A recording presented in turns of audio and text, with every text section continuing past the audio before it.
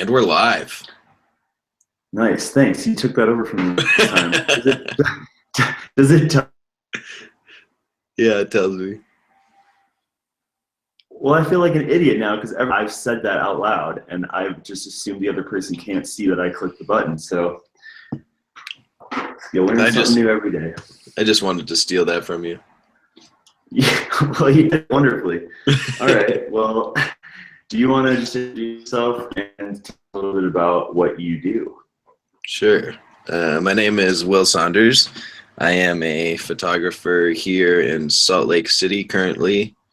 I mainly photograph the outdoor industry, whether that's action sports, individual people, the trades or the craftsmen in that industry, or like quirky communities. So yeah, that is what I do. Awesome. How did you end up getting into photography in the first place? I don't know if you had questions with Scotty and Jacob kind of about how they got into their different sides of stuff, but I feel like I've never really had that conversation with you, which is why I was pumped to get you on. And I appreciate you coming on last second out of nowhere, because I know I just hit you with that like probably just yesterday. I was like, hey, let's do the podcast. You're like, all right, cool. Yeah, stoked to be on here. Thanks for having me. So the way I got into photography is probably not the most normal. I've only been shooting for 4 years now, and that's including college and professional. So 3 years of shooting in college and 1 year now as a professional in the career. And what happened was I had never like really touched a DSLR camera before college. In high school, I took yearbook and like I would grab the camera just so I could get out of class and then just walk around the halls, you know, like a little dirtbag kid. But I never, other than that, like I really hadn't done anything. So I went to college to go study like environmental science, but in the marine environment. And I was pretty psyched on it. That is what I was going to do. Started taking science classes, you know, realized that this is tough. You know, I find it very interesting, but I was struggling. But I was still going to push through it and just work my way up into the marine, like bio section of the environmental science degree.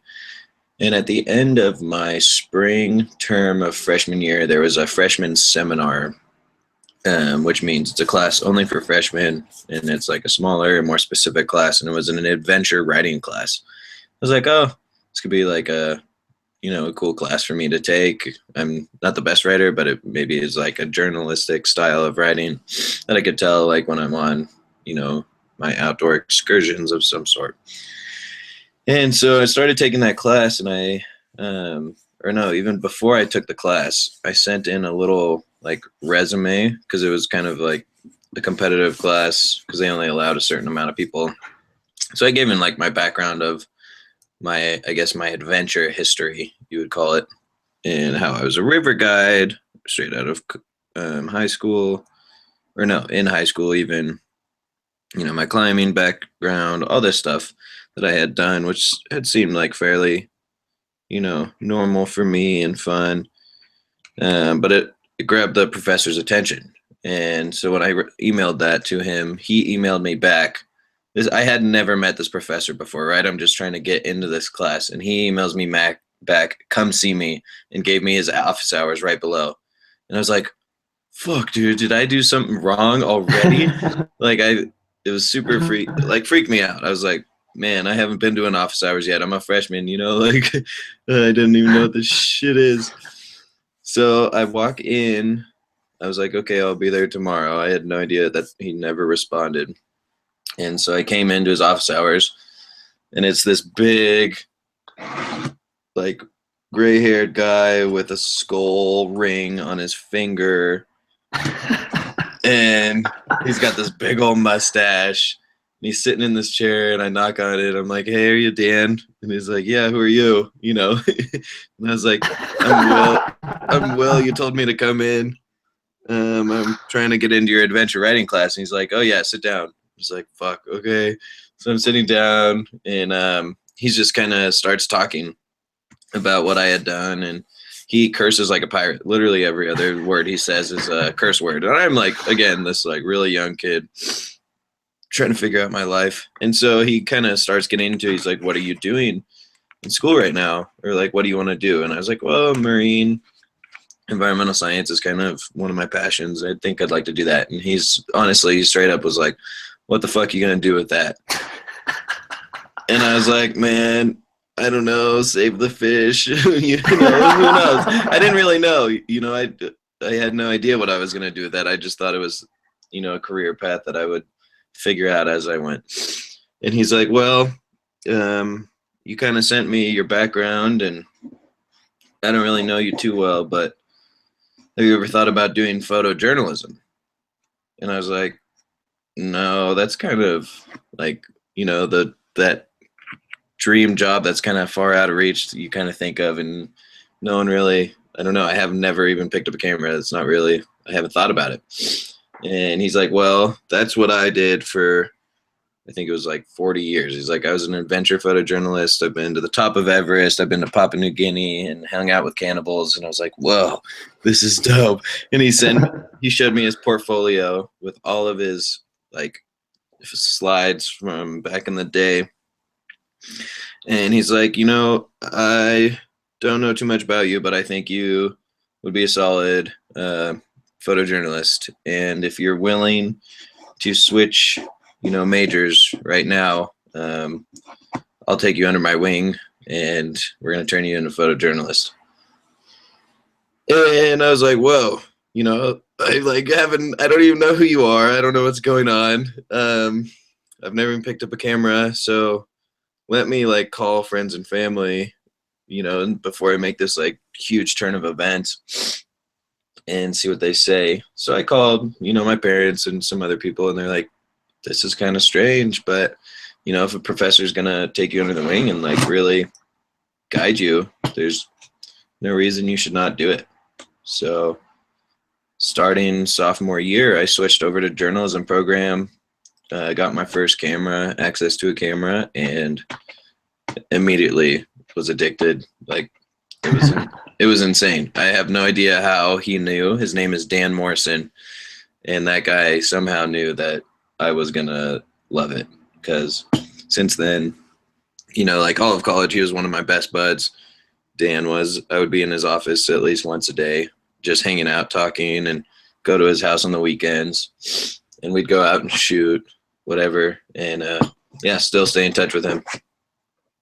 That's so cool. So Yeah. he before he had brought that up, he, like, neither one of you had any idea that you were even had a potential to be good at photography. Like, had you done anything Nothing. really creative on your own before that? That's insane.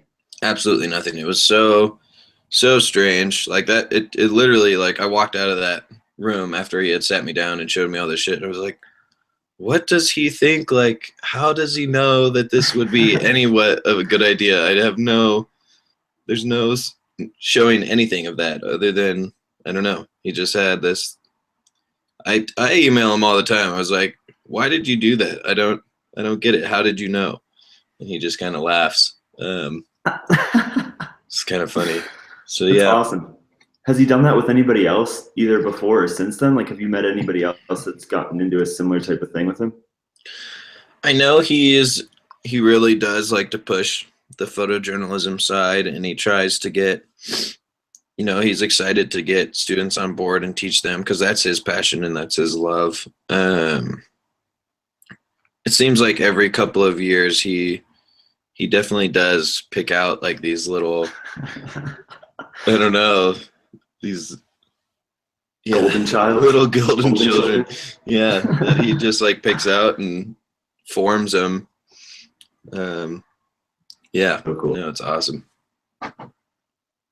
What was the process like after that? Because that's obviously, like, it seems like at the time those decisions are the hardest thing you can make, but then all of a sudden you realize, okay, now I have to actually start doing the real work. So what ended up happening after that? Like, you got into some classes with photography. How did you end up kind of making sure that you were pursuing more of what you like to do with photography versus getting into like more of a too much of the commercial side, or like I don't know, getting into a side of it that you didn't really enjoy? Yeah, so I feel like it started off fairly slow. Since I had no idea about this industry, I also had no idea about like photographing and using a camera and like all of it. So it started off, I think, fairly slow for me. I didn't know the difference between commercial or journalistic. I didn't like, all I knew about was taking a photo, just a picture, just one image, to be honest. Like I just wanted to do that at first. So when I got access to a camera, I just started hitting up people to do what I love to do and what I thought would be cool to photograph. So I think some of the first things was kayaking and dirt jumping, like bikes. And yeah, I had lots of buddies straight out of high school that were just crazy kayakers and amazing dirt jumpers and bikers. And I was like, let's get after it, guys. I'm now a photojournalist, you know, not really like that, but I was like, you know, I'm thinking about getting into photography. You mind if I just tag along as you guys do this? And yeah, there were two images that really sparked me that I was like, oh my God, this is like the coolest format I've ever seen. And my buddy, like literally I was shooting JPEG on a DSLR. I wasn't shooting RAW because I didn't know what that was. Like it was crazy, man. I didn't know anything. I was just shooting, right? And I knew how to create an exposure, but I didn't really know like why this is better than this. But my buddy Lucas Reitman set down Coosaw Falls, which is like an 80-foot waterfall, about an hour and a half from my school, and he told me he was going. I was like, cool, I'll drive up there and meet you. And I was just taking pictures. And then there were three guys that were kayaking off that waterfall that day. And this is like a fucking serious waterfall. It's big, 80 feet. Oh is yeah, a you long can get way. messed up. Yeah, you could really get messed up. So that's always like a little nerve-wracking. And then two guys went first, and I took these like the general wide shot of the entire waterfall and the guy falling down. I was like, okay, this is kind of cool. What if there's this beautiful rainbow that's creating off of this bounce of the waterfall hitting the ground and then bouncing back up about halfway up the waterfall? And I was like, what if I zoom in tight on the kayaker and get him going through this rainbow, like perfect at this time? And that was my first concept of a shot. You know, like this was in my head. I was like, this could be sick. And Lucas, my good buddy, he sends it, just fired away, following him super tight. And I remember like looking at the back of the screen and being like, wow, this is too cool. This is exactly what I wanted. And it came out and I'm amped, like so beyond amped. And that was probably the first time when I was like, okay, I'm addicted. Like I want to do this every second of my life. That's awesome that you actually got the shot too, and that you didn't have to make him send that 80-footer like multiple times just for you to get the one thing. Yeah, and like I don't know, at the time that wouldn't, I didn't even know anything. I was just following around and just trying to take pictures. So, yeah, that was probably the first moment when I knew. And then it evolved into taking classes. You know, the photojournalism school only had like 3 or 4 photo classes, really. Everything else was like reporting and interviews, which is great. I got really well-rounded, but it meant that I had to go out and really figure out how to shoot on my own for the most part. Like the classes helped a lot, but it's not like a specialized photo school where you're in a photo class or 3 photo classes a day. You know, it was like 3 or 4 throughout my whole year. But that's in those classes I learned how to tell a story, and I think that was the biggest part. Did they teach you how to interact with people too? Because I feel like one of the things that you have going for you, really like a lot more so than most.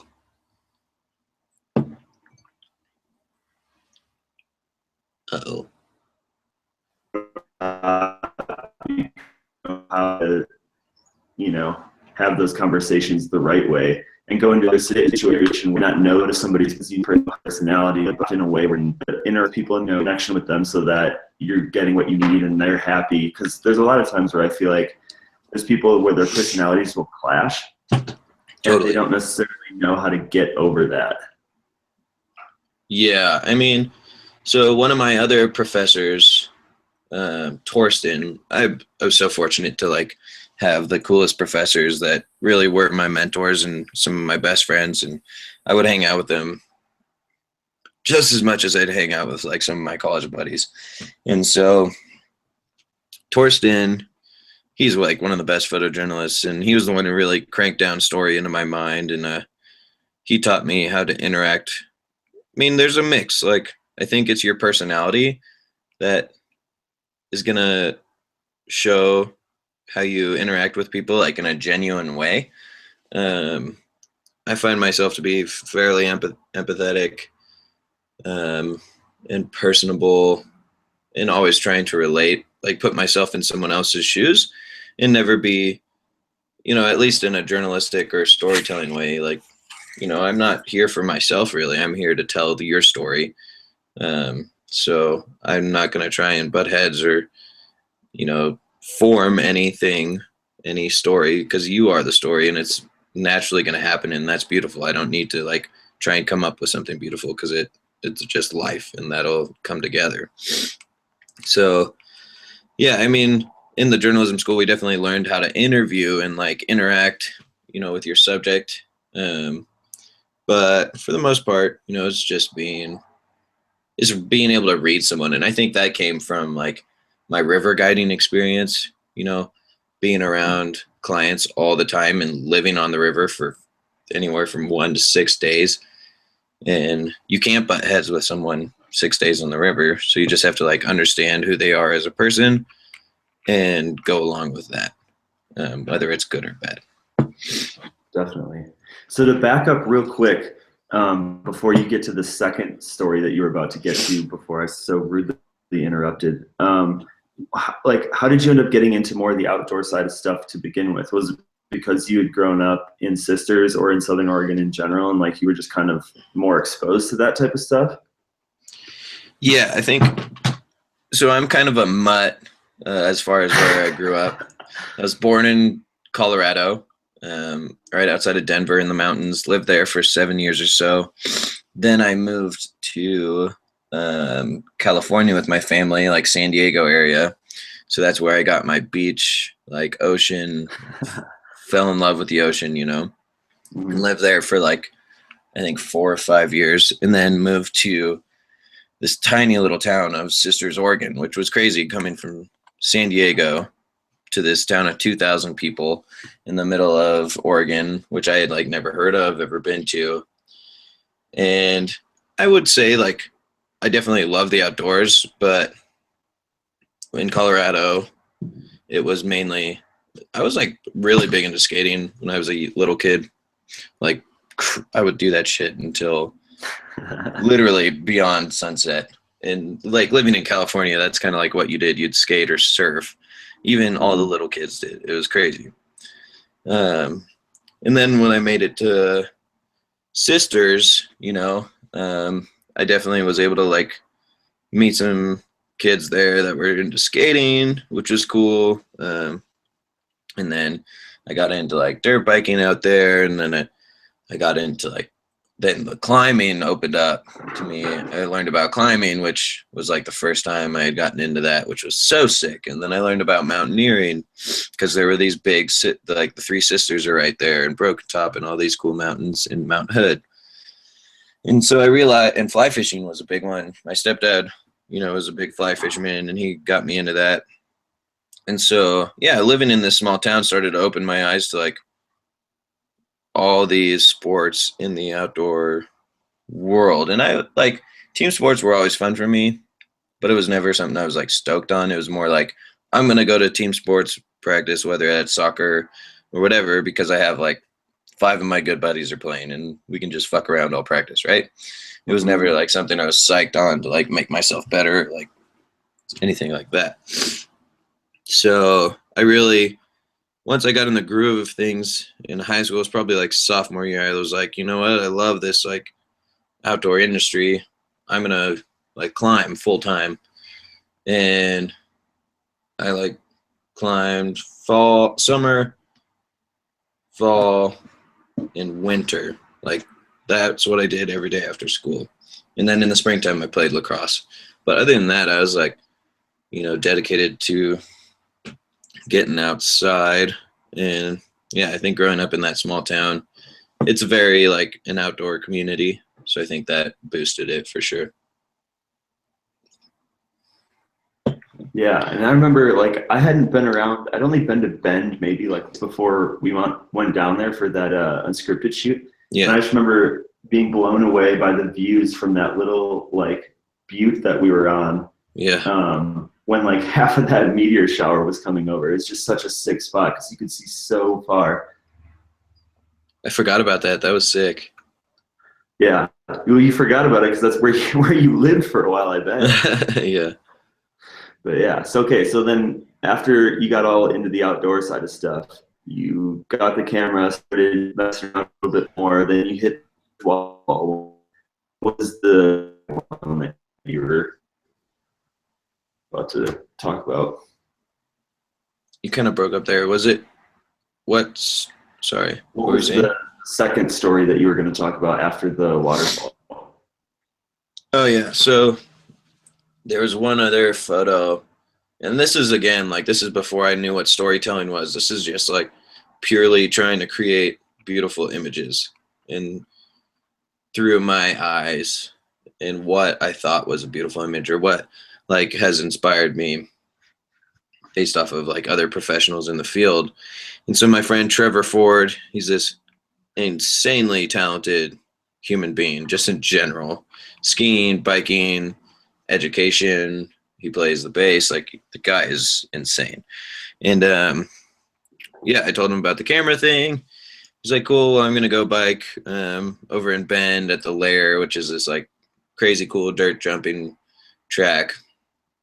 And so I was like, cool, man, you do your thing and I'm just gonna like walk around you and shoot wherever I see. And yeah, let me know if you're gonna do any like bigger styly tricks and maybe I can set something up. So he's ripping around and it was like middle of the day, kind of maybe later afternoon, but the sun was harsh and I was like kind of making images that I wasn't too stoked on. A lot of shade, you know, and bright light. And I don't know. At the time, I didn't really know how to make these images. I didn't know how light bounced, none of that. And I was like, okay, well, so far I haven't made anything that I'm too psyched on. And he's like, well, I think I'm going to hit this like bigger jump and, you know, do a backflip. I was like, sick. This is like kind of what I want for sure. And so I think he did one test run and I tried to shoot it from like way far away and just have him in the air above the horizon line.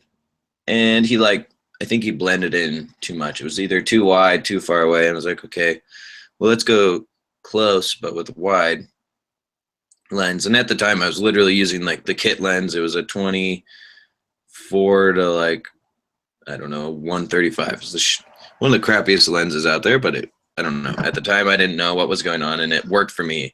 And it honestly probably creates sharper images than what I do now. It's just silly.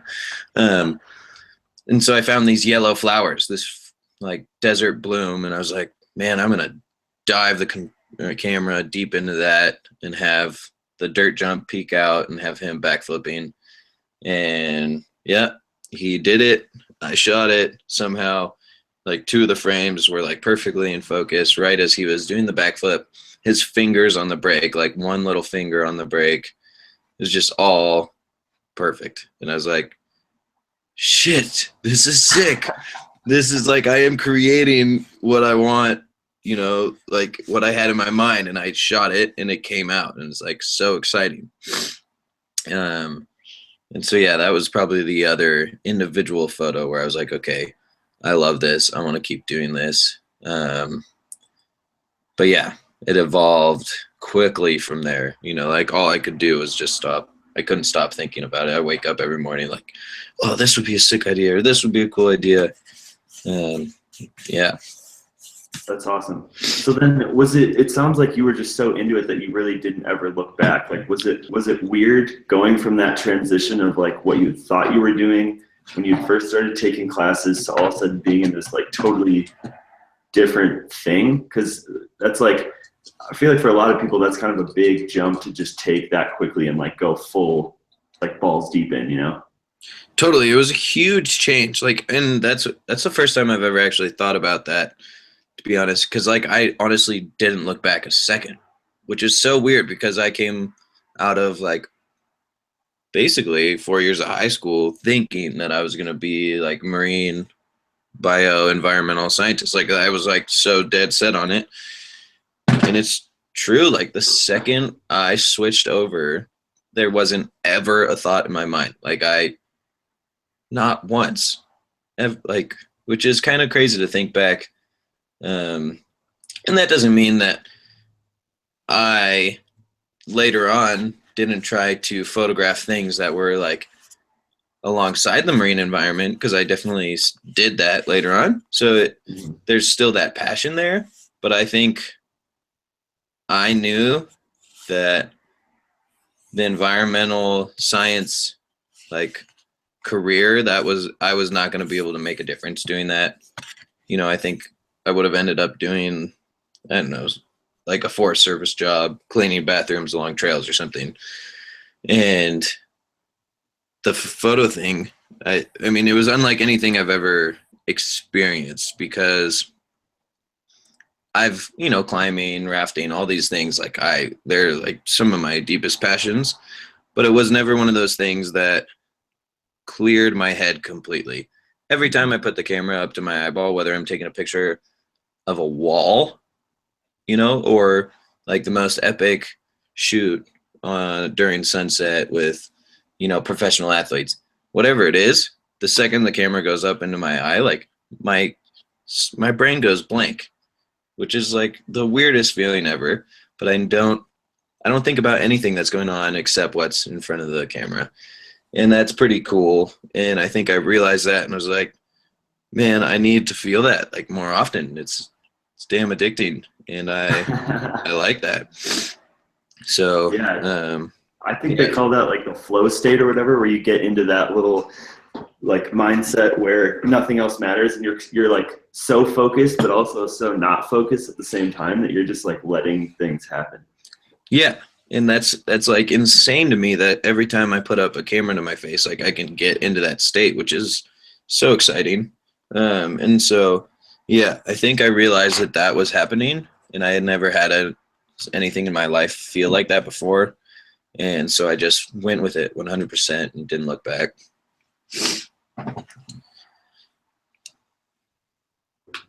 How long did it take you to realize that that's what was going on? Because I think when you end up trying new things like what you did with photography, there's that like little period of like, do I really like this? Or like, what do I enjoy about this? And you're kind of like trying to figure out if you want to do it more, or what specific portions of that thing you enjoy. And then like after you put a little bit more effort into it, that start realizing totally into it, or it's just kind of like something that isn't necessarily that much of a passion. Yeah, I mean, for me, it was literally immediate. And I don't know if that's because I started so late in the game or what, but yeah, I mean, those two stories I just said, that was like, that's sparked the fire under my ass to just like doing that. Because like, I don't know, there was something amazing about it. I couldn't figure it out. Yeah, that flow state hit my brain every time I put the camera up, and I started to realize it, and it was like literally immediately.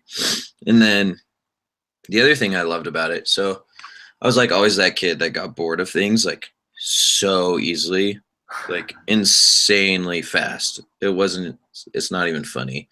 And climbing was one of the only other things where there was always that next level or that next thing to do that like pushed me individually. Because I felt with some other things, it got to a point where it was like, okay, you're at this level and then you don't really like push it that far or get that creative with something new or come up with the different ideas or techniques. And photography is this like never ending spiral of what you have the possibilities of doing. Like if you have that idea in your mind, you can honestly go make it happen. And I think that was the other exciting part, is like, I will have a lifetime of coming up with something new, whatever it is that I feel, whether it's a technical thing or a new story idea or just, yeah, anything creative. There's always that next level to push myself. And that was very cool for me because, again, like I would get bored doing something, whether it was like a week or a month. But then after that, I'd be like, okay, well, I want to try something else. Definitely.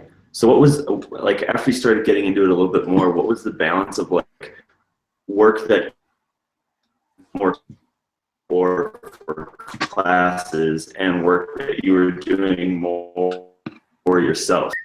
Like, let's use like reading as an example. In school, there's a lot of people, myself included, that couldn't get into reading because it was kind of forced on you, and it was like this task that somebody else had assigned to you. But then the second you are able to get into your own reading and the things that you actually like about it yourself, outside of having somebody tell you to do it, is almost when that fire gets ignited a little bit more. Yeah. So again, like in the photojournalism school, the class, we didn't have a ton of photo classes. So I was able to take like one photo class a year, maybe two at the most, and learn from that. And, you know, the assignments, like, it's always strange doing like going to school for photo in any sort of way, because all your buddies are like, you just get to fucking take pictures while I'm studying for this. And it's like, yeah, it's like, that's kind of true. It, like, no doubt I liked it way more than going to take like science tests. However, you know, if I knew I wanted to like make it, which like I understood that how competitive of an industry it is. And also like you're showing your photos in front of an entire class, you know, not that it matters like what anyone else really thinks. I mean, I think it was important for me to like impress my professors for sure, because I looked up to them and I thought their work was amazing.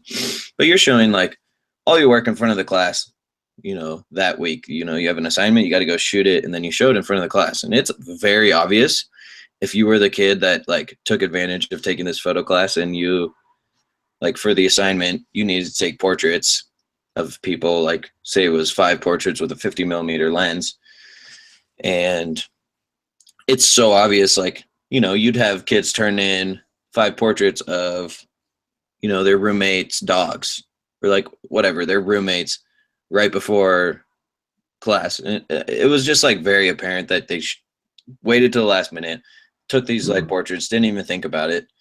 And then, you know, it was for me, I was like, fuck, man, I don't want to do that. This is like a sensitive thing. Like photography is pretty personal in a sense.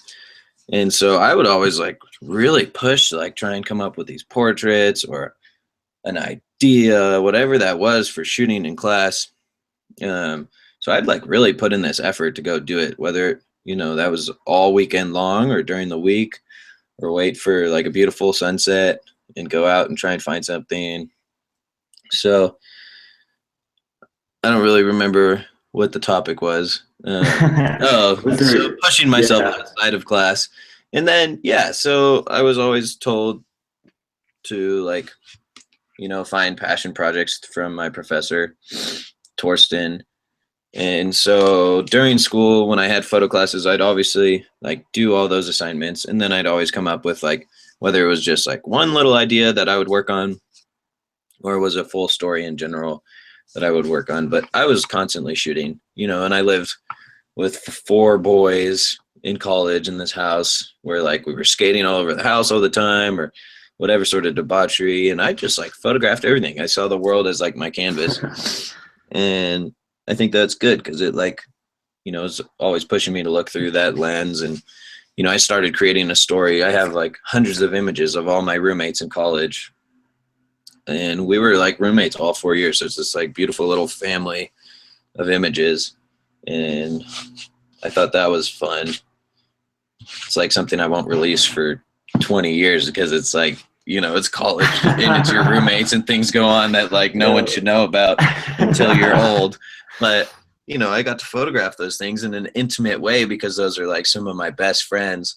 who didn't care about me, and they trusted me having the camera. And that was a thing for me, is like learning that the camera can give you access to so many, not only places, but people, and build this trust between someone who's like, yeah, the roommate thing was like my best friends, but I quickly learned that for some reason, sometimes, it's not always immediate, but if you tell someone you're genuinely interested in telling their story through images, there's this like, sometimes they're very open and they just let you in to their life. And it's wild, man. Like, I often think if I would let a photographer into my life on that level, in like journalistic speaking, like you're there all day, 24/7, like pre-wake up to like bedtime, you know, and taking photos of them and in their face and pretty close, and you've got to become invisible. And it's amazing that simple tool allows that, because, and it's the tool that allows that, but it's also this, you have to be passionate about what you're doing and telling that story. And again, it's not for yourself necessarily. Like, yeah, you want to tell that story through images for yourself, but you're telling that story because you think it's an issue, or you think it's beautiful, or whatever it is, but you have to be like passionate about it and genuinely interested. And I think the subjects will understand that. And all of a sudden it's this beautiful dance between photographer and subject, and you become invisible. Yeah, so talk to me a little bit more about that process, because I remember you telling me that similar type of thing about one of the shoots that you were on. I feel like it might have been like Guru Dave or something, where you're like there waking up with him like pretty much half naked in his pajamas, and you know, like he's just doing his own thing and not even really realizing you're there.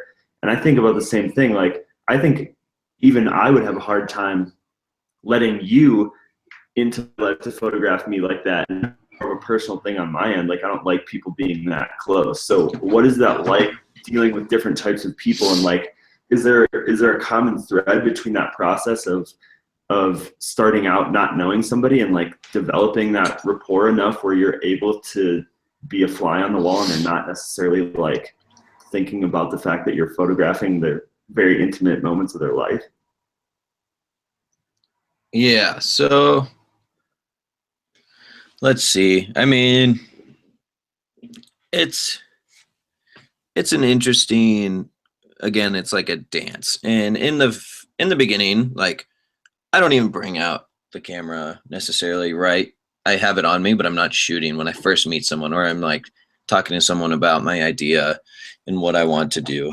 And it's kind of hard to explain to someone like, hey, I want to photograph your life. And I mean, like, in depth. I am going to be in your face with a camera as much as I possibly can. And you get a sense really fast if they're comfortable with that or if they're uncomfortable. And then if they're uncomfortable, you kind of get this idea if it's like a big no, like, I don't want you fucking doing that, or if it's like an uncomfortable in the sense like, why would you be doing that? And if it's a why, you sit and explain like, look, I think what you're doing is absolutely amazing. Or I think you're living whatever you're living, whether it's like an issue based thing or it's an inspiring thing, you have to explain like what is going on and how you want to not only help tell their story, but make a difference through them. And like, I think what helps is also like nothing staged in that journalistic style. Again, this isn't commercial shoots or anything. This is, you know, passion projects or journalistic storytelling. And so you just tell them, look, I'm never going to like make you do anything. You're just going to live your life. And a lot of people would be like, my life's not that interesting. Why would you want to do that? Like, I don't think. And that's always like tough for me to say. Like, you know, I can keep pushing that. Like, no, I do think like what you're doing is interesting or beautiful, and I think a lot of times is like simple people doing simple things can create like beautiful images. And that's something my professor taught me in college. And for the most part, people end up being okay and comfortable with it. The first day is always a little a little messy, but the more you show up, the more they realize how committed you are, you know? So like the one that's bringing back like a little memory for me is in Alaska. I was photographing this guy named Dune Lankard, and he's this environmental EAC tribe member. He's an environmental preservationist, and he's saved millions of acres up in Alaska. And I heard about him, and I never met him, but someone, you know, told me about him while I was up there, and I was like, okay, I got to meet this guy and at least see if he'd be willing to let me, you know, tell his story. So someone was like, yep, go down to the docks. He's in a purple boat and he's got a purple bandana. That's all they said. And I was like, okay, I guess I'll go find him. And I found the purple boat. So I just sat on his boat for like an hour until he showed up. And he showed up and I was like, are you Dune? And he's like, yes, I am. What do you want? I was like, so I'm, you know, I did the whole spiel. I'm a photojournalist, blah, blah, blah, blah, blah. And he's like, that's cool. You want to help me scrub my boat? And I was like, yes, I do, you know, and then I just put the camera down, you know, no big deal, and just started scrubbing his boat, you know, washing it and talking to him a little bit, just like life, normal talking. And that's all rapport building, you know, like I could have said, no, I just want to photograph you. And he would have, you know, that like judgment level would have changed. So I think getting your hands dirty and being a part of the community is also big to becoming invisible. And after I scrubbed the boat, he's like, hey, I'm going out on this next fishing opener for 48 hours. Do you want to, you know, join me on my boat and photograph? And I was like, that is exactly what I wanted, you know? And I had never met this guy. I had just been in Alaska for like 20 hours. And next thing you know, I'm going to be living and sleeping on his boat with him in the middle of the ocean and go from there. Like that's wild sort of access, dude. Like that shit doesn't, you don't just like end up in Alaska, talk to some random dude and then be on his fishing boat with him in the middle of the Alaskan Ocean, unless like you are genuinely curious about a person and you want to tell their story. And so that was sick. But like, yeah, man, he's in bed on this boat and I have a photo of him like half naked sleeping in a sleeping bag. And like, that's one of my favorite images because the camera and just the career itself can open up this world of like intimacy that most people don't see or are kind of like afraid to see. So yeah, I think you just have to build a trust between the subject and you, whether that's getting your hands dirty or showing that you're genuinely interested. But yeah, always the more you come and be around someone, you know, the more they understand that you really are here to like get the entire story. You're not just here for a day taking some photos and leaving. Yeah. So did the interest in like getting more of that personal story or being more a part of that come after you had like kind of gotten into the thick of the photography stuff and understood that that's kind of what your goal was with the camera, or did that come before? Because I think I've had a similar type thing where I'm a little bit more introverted, so it's harder for me to kind of get that access to people, which is why it's cool to have stuff like this podcast. But yeah, like, do you start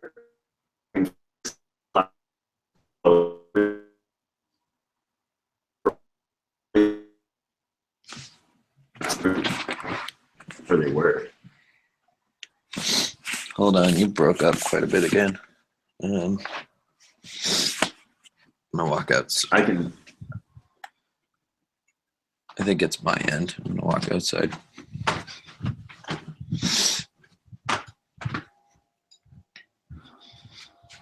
Can you say that one more time? Yeah. So did you start thinking? Is that loud? Yeah, it's real loud. Headphones in, I can tell. Okay, go for it. Did you start taking photos and then realize that it was giving you access to these crazy stories and like ability to travel to all these places you didn't really think you could go to? Did you always had that interest in people and how they kind of got to where they were, or what the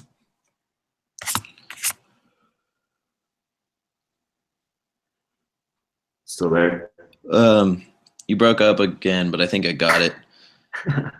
So yeah, I think like that kayaking and bike story, those were the moments when I knew that the camera was gonna get me access to go to these places and be around people that are like doing amazing things because they want like a photographer along. That's kind of like how I saw it in the very beginning. They wanted someone to document this.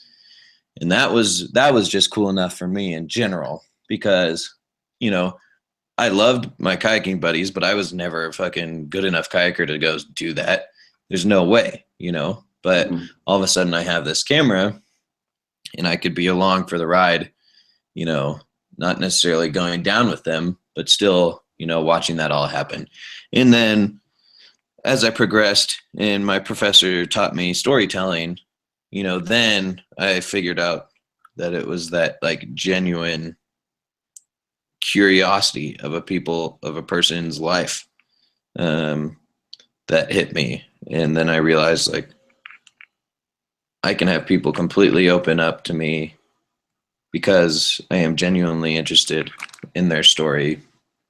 And that was also addicting. I mean, by the end of my life, I'll have lived 1,000 lives because I am putting myself in so many other people's shoes, whether I'm spending a week or a month with someone documenting their life. Like I am fully immersing myself in them. And that's cool. It's like, I don't know, it does get kind of addicting because you want to tell the next story or understand what another person's life is like here or there, or because they're doing this. And I don't know, I think it's becoming I don't know, it opens up my eyes and makes me realize what is actually going on out there and being empathetic and understanding that, you know, different things happen for different reasons.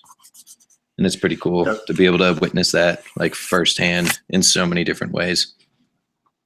Yeah, and I think the other reason why it's cool is because you start to realize that people are human. Like I think when you just have one mindset, it's easy to look at somebody else and put them on a pedestal and think that their life is amazing or that it's better than yours or that, you know, they have some better understanding of right and wrong. And I think when you're able to get that access to other people's lives, you realize that everyone's going through the same type of issues and struggles and trying to understand what the hell this all is. And you know, that's where it's cool because you get a different perspective, but it's not necessarily like right or wrong. It's just different.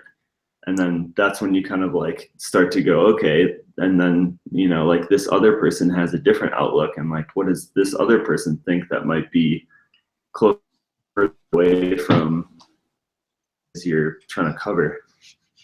Totally. You get all these human perspectives and they're all relatable in some sort of way. And you get to learn like why these perspectives are the way they are based on, you know, their life story. It's pretty cool. Yeah. So then like to go a little bit further into like that kind of unseen side of stuff that most other people don't really get outside of seeing the photographs that you're taking. What is it like to deal, or what was it like to start to learn how to deal with the gear side of stuff that goes on just to be able to get those shots? Because obviously, you know, like when you're talking about being with this Alaskan fisherman out in the ocean, like you're gonna have to deal with water at some point, and or rain, and or, you know, like whatever else is going on. Like how do you make sure that when you're hugely intense, thick experiences and you're trying to get the shot that you need, that all of your gear is either working or that you have the right gear to make sure that, you know, you can keep shooting during all of that going on? Yeah, man. So let's see, like gear is always an interesting topic in the photo world because ever changing and ever evolving. There's always the newest shit coming out, and it's so addicting. Like, I swear I make money to spend it on more gear all the time, you know, and we can get into deep as we want about like what you need to photograph certain things. And I think in the commercial world, you do need more gear to make certain images and all that. Going back to the journalistic style, you honestly can photograph one camera, one lens, and shoot an entire story, as long as you're willing to put in that effort and spend the time to tell that story. You know, I put myself in like a lot of weather dependent situations. I've killed tons of cameras shooting in the rain.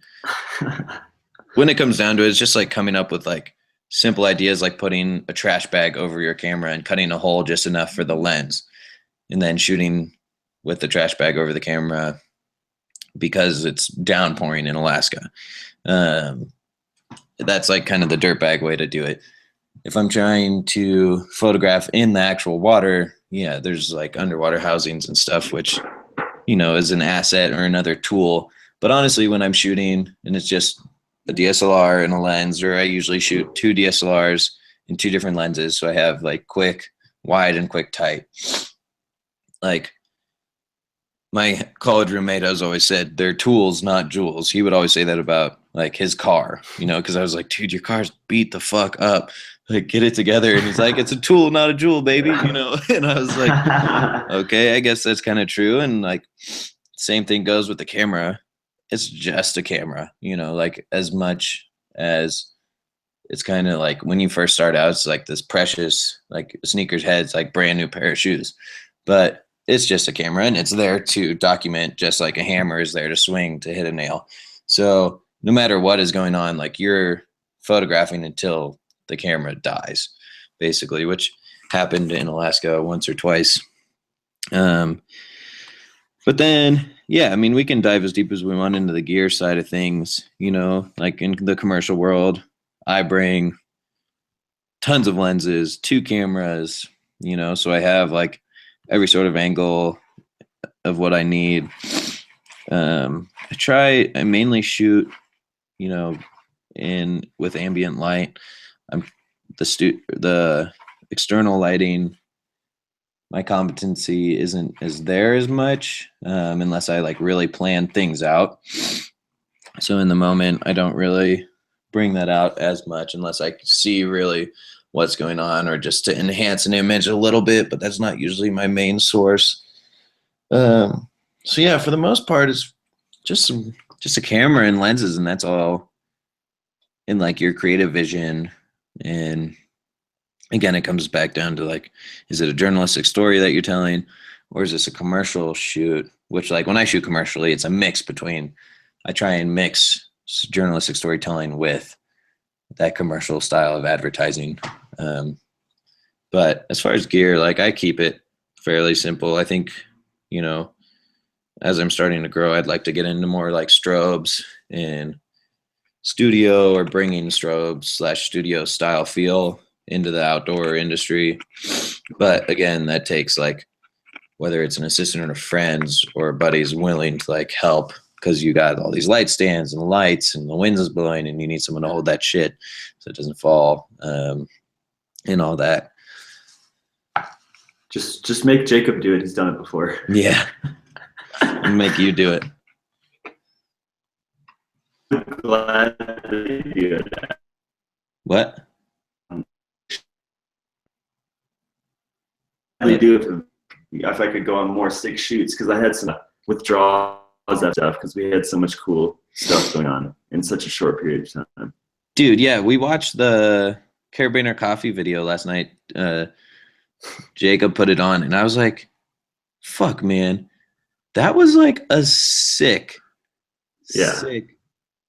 It was. The whole series was sick, and it was cool because we went to so many places together, and we didn't even really know each other before that, and that was what made it cool, was like being in the just absolute shit of like trying to make something, but also learning about each other, but also like having stress and having it crammed in this short time frame and having to move and deal with gear, and it's just like so much shit at once. Like I think one of the funnier things that I remember was like when we were trying to follow their the community skis trailer, and there was like, we stopped in the random spot of the road and there was just fucking bees everywhere. Yeah. And Scotty wouldn't roll up the windows, so I'm like stuck in the car with bees like surrounding me, and I'm trying to get out, and then Tommy's trying to get the gimbal like out the moonroof, sunroof, and there's just bees flying on. He's just like trying to duck the bees and like can't. Yeah, dude.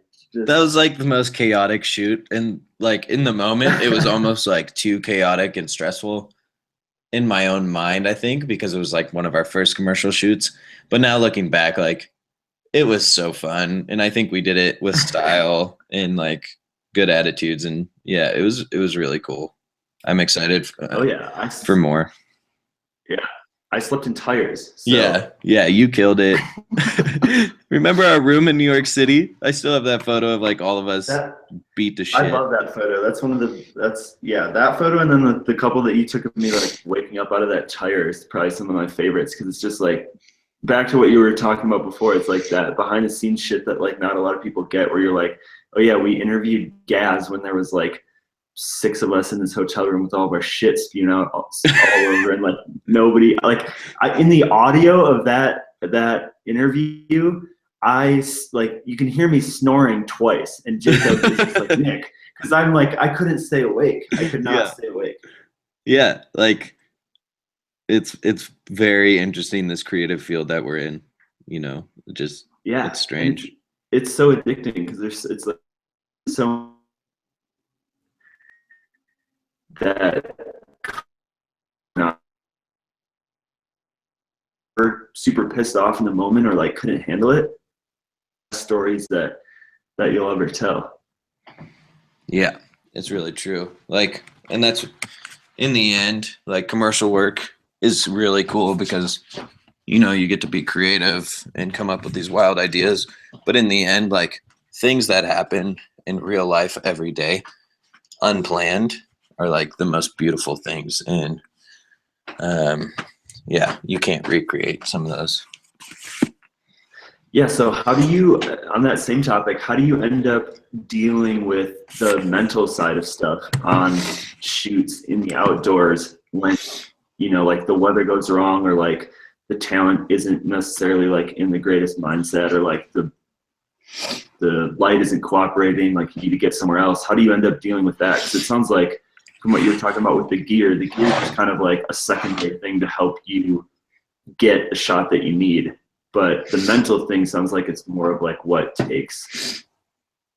Yeah, mentally, it's everything, I think. And just like now that I'm progressing and understanding how light bounces, and like I see the world through the camera's eyes almost as well. Like I know what a camera can see and do. I guess there's different aspects. Like weather, I honestly love weather. That means like some unexpected event is going to be happening, and that's shit that like I can't plan. So I'm stoked because like something's gonna come out of it.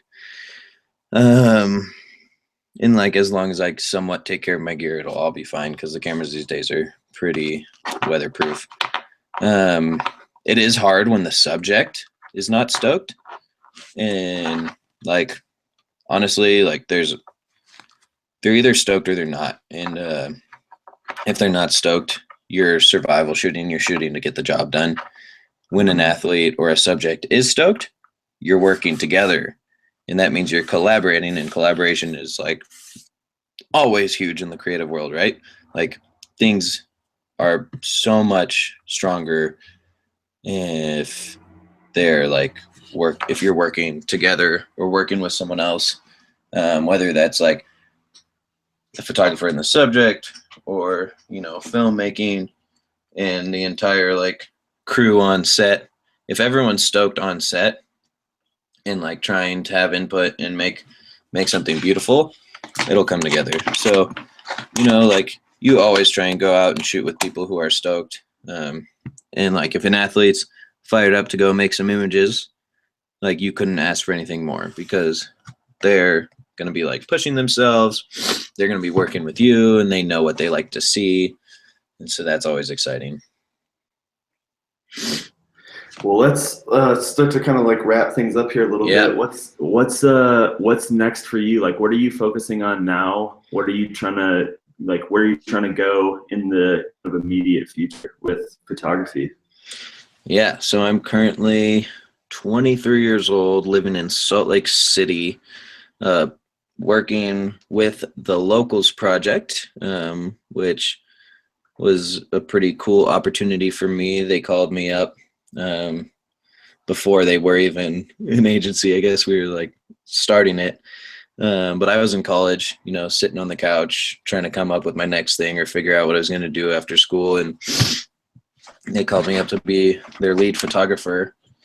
And we made it happen since then. So we're pursuing our little media production agency at the moment quite hard. And we're all freelancing as well. So I've been doing freelance gigs, working with the Locals Project, trying to, you know, slowly build our way up in the agency world. And that's going really well. And then I'm also assisting Tim Kemple, who's one of my mentors. You know, I've loved his work since day one. You know, they say, for at least in the creative field, like, find someone's work that you absolutely love and not necessarily mimic it, but gain inspiration from them. And I've been doing that with Tim's work literally since I first picked up a camera. So here I am now, 3-4 years later, assisting him full time, which is like a dream come true. I never thought it would actually happen. And he's also working, or he co-owns Camp 4 Collective, which is a outdoor film production company, which is also another inspiration that I've been following along. And so I feel pretty fortunate to be where I am at the moment, learning from those guys, some of the best in the industry in my eyes. And so yeah, never stopping learning, pushing the next, you know, creative idea, coming up with the next passion project, and seeing where it all takes me. It's a wild field, because there are times, there could be weeks, months where nothing is really happening. You kind of feel stagnant. And then overnight, you know, whether it's an email or a thought in your mind, you're like fired up to go do something next. So yeah, never know where it's going to go. So then, if you were to give any piece of advice to somebody who either wants to try and get into what you're doing with photography or just pursue their own thing, what would you tell them? Yeah, my go-to with that, you know, is like, don't worry too much about the gear. Like, obviously gear is sick, but don't worry too much about that. What I would say is, come up with a passion project. Like, sit down, spend the time, come up with this idea in like a series of images that you want to put together into a gallery, and come up with that, and go out and spend a full season, like a full, whether you're in college and it's a term or longer even, but like put in a good amount of time and shoot that one idea and that one project until you have nailed it, and do it in your own style. Because like, that's the most beautiful things about passion projects is it's not for a client. So you don't have to shoot it in any certain way for someone else. It's for you. You are the client. So like, shoot it the way you want to see it, shoot it in the way you like it, and do it for yourself. And from there, you will see your own creative work evolve, and you will kind of see your own creative style based on the way you shoot. And it all kind of unfolds from there. You know, always having a passion project lined up, I think, is very, very beneficial, because once you do go full time, like, the hardest part is balancing commercial work and passion projects. But I think if you always have a passion project lined up, it gives you that breathing room to, you know, have your own creativity rather than trying to do shit for a client. Definitely. Great advice. Also, I'd like to end with the fact that there are not 3 William Saunders photographs on my wall yet, and I'm waiting to put those up, and they will be in the back of every podcast from now on once those are here. Yes, I know. I am actually the worst right now. It's sitting here on my note. If you could see me on Skype, it's on my notebook still from like a long time ago. Print, Nick's prints. So I am behind on that, and I fully apologize. But yeah, follow me on Instagram at Will Saunders Photo. Check out my website. Shoot me an email if you have any questions. What's your give the people, the kind people listening, your website, just in case they don't know what that is either? WillSaundersPhoto.com. And you can also get it off of my Instagram account at Will Saunders Photo. Yeah, I'd be happy to chime in on anything, any questions you guys have. Awesome. Thank you, William. It was great to talk to you. We'll have to get. Yeah, Nick. Thanks so much for having me. It was first podcast, so I'm psyched. Be the one that popped. Woo.